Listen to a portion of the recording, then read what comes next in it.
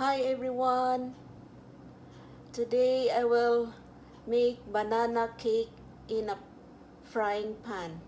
I'll add 2 tablespoons of sugar,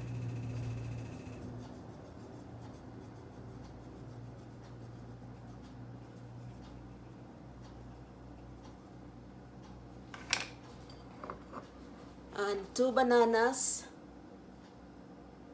slice,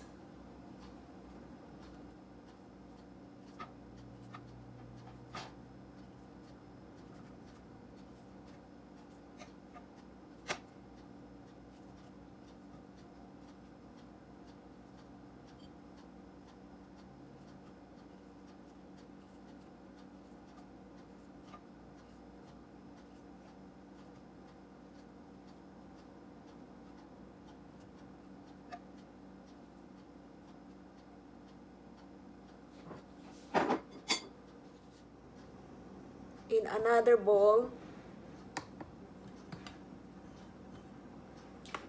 1 egg,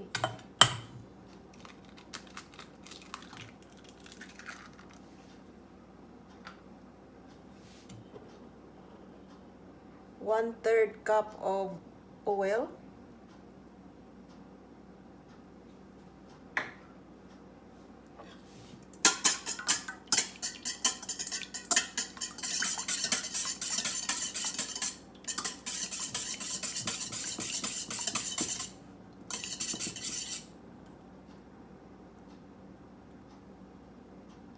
and 3/4 milk,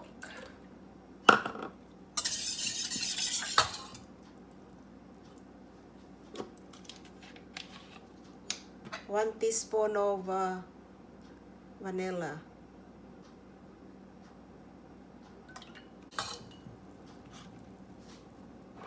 and 1 cup of flour,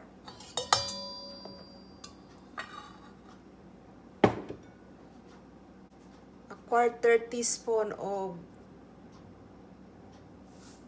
salt,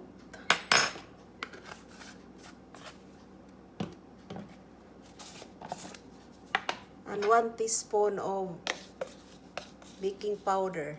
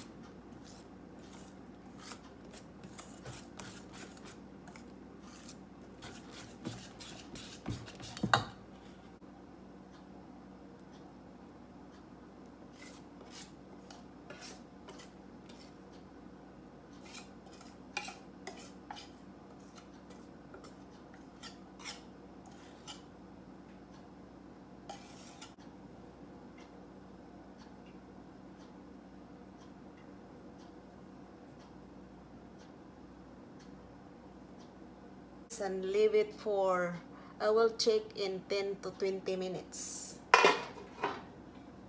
20 minutes after I check, and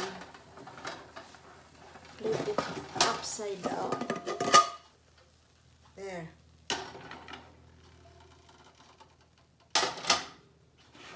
And leave it for another